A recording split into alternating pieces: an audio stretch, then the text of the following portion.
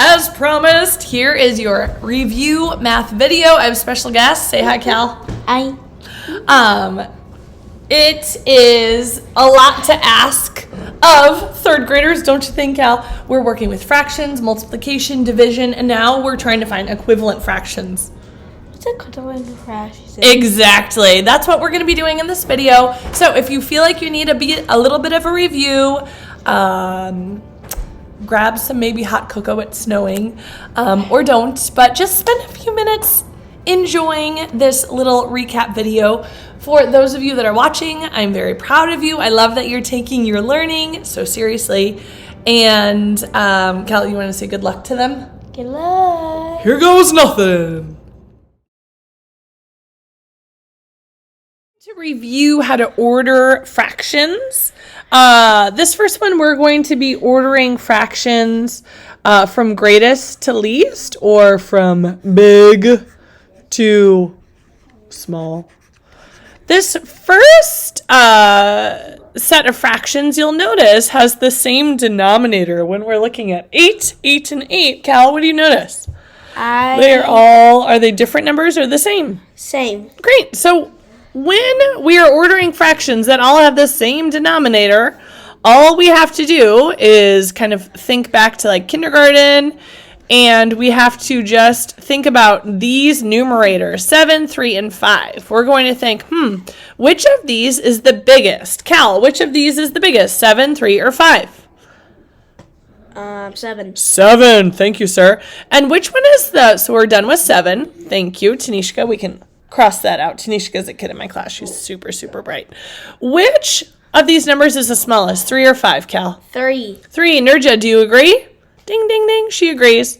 Awesome. So then what we have left in the middle is 5. So we're looking at 7/8, 5/8, and 3/8 as we are ordering them from biggest to smallest. Oh, I get it. Pretty cool. I get it. So the first time you were just a wobbly, and then now you're putting it in an order. Yeah, Mommy put a wobbly line under the denominator, and then we just had to look at the numerators from biggest to least, because in this example, the denominators are the same. Let's take a look at another one.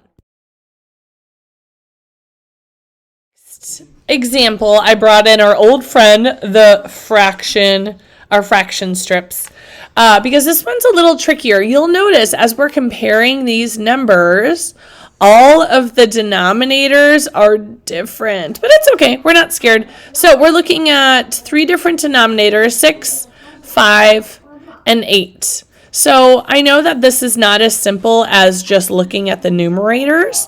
So let's just think about these for a second. 5/6 is pretty close to 6/6. And we know that 6/6 is equal to 1/2. So I'm going to draw these wavy lines. We could round 5/6 to 6/6. And we know that 6/6 is really 1. Okay, so that's when we're thinking about, is it close to a whole? Yes, that's pretty close to a whole. Let's think about 1/5. 1/5, we could actually round down to 0/5. 0/5 is another way to say 0. So 1/5 is a pretty small fraction, where 5/6 is a pretty big fraction because it's pretty close to 1. Let's think about 7/8. Well, we could round 7/8 up to 8/8. And we know that 8/8 is just another way of saying 1. So 7/8 is another fraction that's pretty big, because if we were to round it, we would round it up to a whole 1. So if I needed to put these 3 fractions in order, if I was using the rounding strategy, well, I know 1/5 is smallest, but then it's a tie for 5, 6, and 7/8. 5, 6, and 7/8 in terms of rounding. So let's use our fraction strip to kind of guide us. Let's first look at 5/6 and see what that actually looks like in terms of length. So I'm going to shade in. You saw that I counted 5/6. We can see that 5/6, just as we talked about, is very close to 1 whole. There's just 1/6 standing in the way. So that's we're pretty close to 1 whole. 1/5 is just right on top.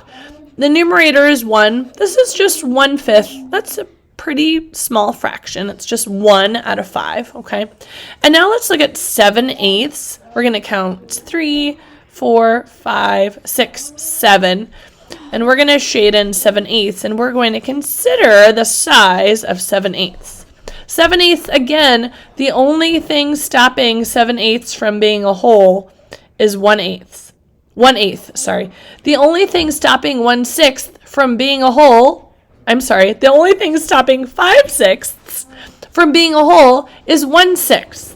So at this point, we need to think about, which is larger? Is 7/8 longer, or is 5/6 longer?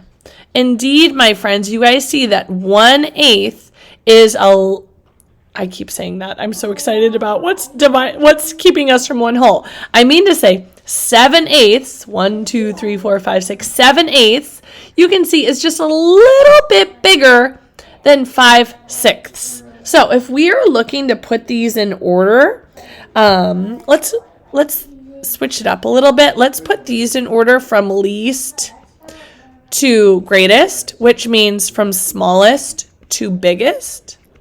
Least, the smallest one, is that little guy, 1/5. Beautiful.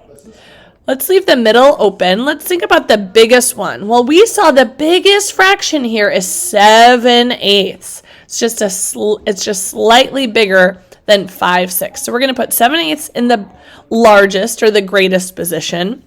So we ordered 1/5. We ordered 7/8, and now all we have to fill in is 5/6, which is that fraction in the middle.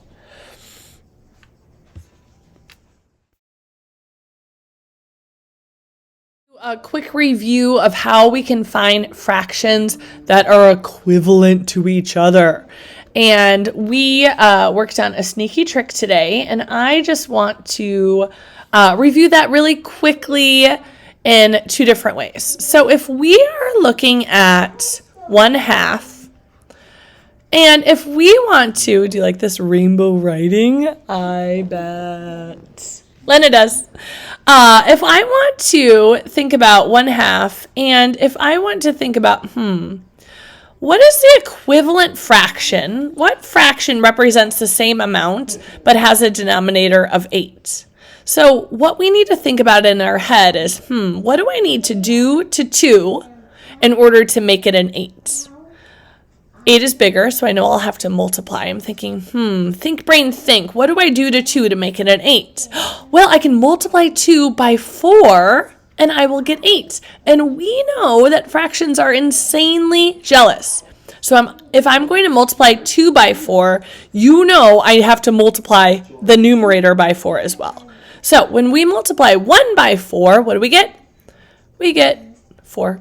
So what this shows, my friends, is that 1/2 and 4/8 are equivalent to each other. We can go ahead and just draw a quick picture so that we know that our brains really, really like pictures.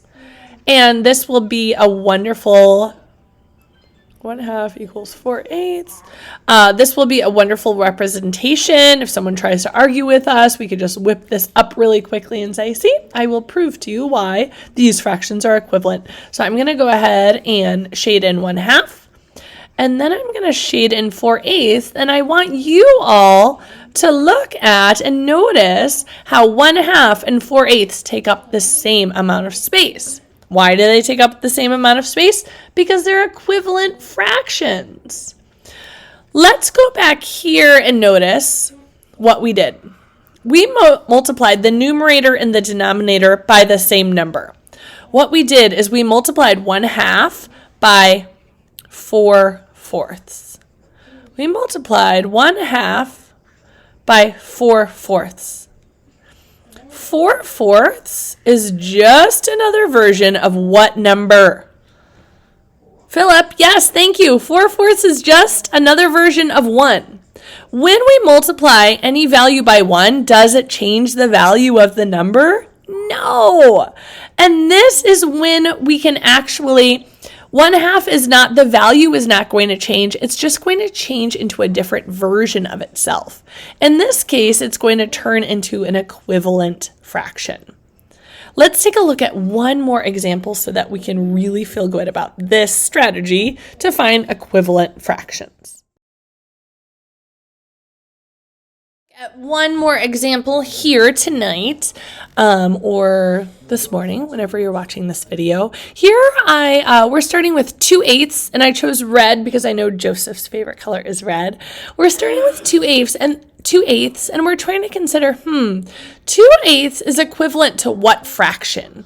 And this kind of mystery fraction has a denominator of 4.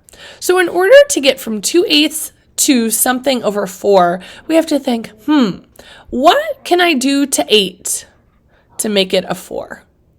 I'm thinking, what can I divide 8 by in order to make it a 4? Well, I know if I divide 8 by 2, it equals 4. Awesome. So if we're dividing the denominator by 2, what do we have to do to the numerator? Well, we know that fractions are insanely jealous, and whatever you do to the denominator, you have to do to the numerator. So if I am dividing 8 by 2, we must divide 2 by 2. And what do we get when we divide 2 by 2? Well, we get 1. So what this shows, my loves, is that 2/8 is equal to 1/4. And you can hear George reading with Mr. Calamar's in the background. Let's just draw a picture of this so we can see this really, really clearly. Let's show with our modeling how 2/8 really is equivalent to 1/4. And I'm going to try to make all of these sections the same. So I have 1, 2, 3, 4, 5, 6, 7, 8. I am going to color in 2/8. And then down here in the bottom, I am going to, is this going to give me what? Yep, I'm going to color in 1/4. So, okay, let's see if I can.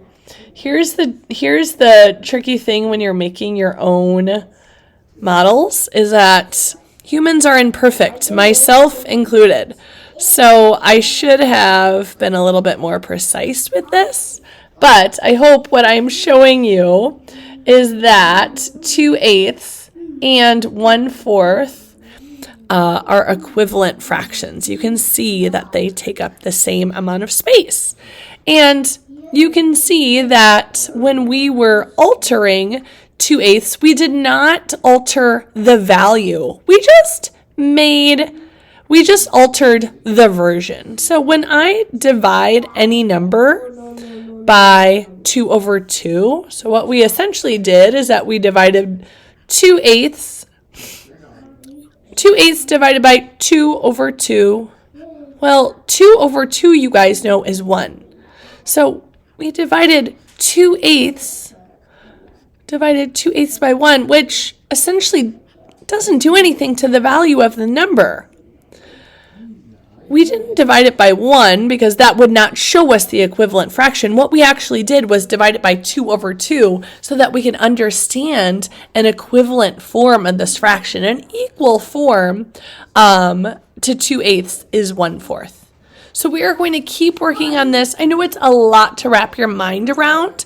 I want you to always remember that when we are manipulating a number, we have to do the same, treat the numerator and the denominator the same way, or else we're going to have trouble.